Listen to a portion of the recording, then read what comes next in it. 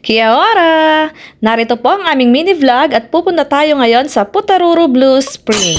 Dahil day off ng asawa ko, pupuntahan namin ngayon ang sinasabi nilang one of the must visit in New Zealand. Wow!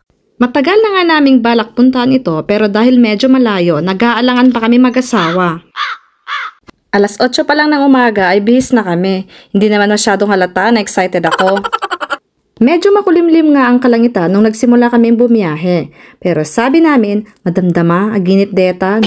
Dito kasi sa New Zealand, parang mamaya uulan. Mamaya lang din na araw. Parang babae na may toyo. Pabago-bago ang klima. Kaslakentag buy-buya dita. It takes 2 hours bago nga kami makarating sa pupuntahan namin. At sa daan pa lang ini-imagine ko na kung ano ang itsura ng Putaruru Blue Spring.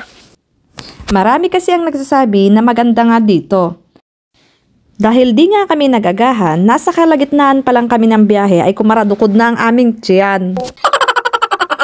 Pagkaraan ng 2 oras na biyahe ay narating din namin ang Putaruru.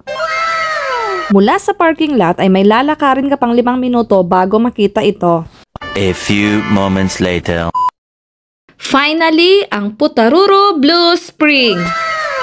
O, di ba? Ang ganda ng view, napaka-blue. Ang Blue Spring pala na ito ay isa sa mga purest and clearest water in New Zealand. At 70% ng New Zealand's bottled water ay galing dito. At meron din itong temperatura na 11 degrees Celsius all year round. Kaya pala ganun na lang kung i-preserve nila ito. May nakasabayan kasi kaming turista at akala daw nila ay pwedeng mag-swimming. Sa ganda kasi ng lugar ay maakit ka talaga. Baka nuhanak pinigilan ng kalyo ay natimpa ka kon. Noon daw ay pinapayagan nila ang mga tao na mag-swimming, pero dahil nasisira ang water quality at mga aquatic plants nito kung kaya't ipinagbawal nila. So ano bawal? Kung naada bawal, may papilitan te niya.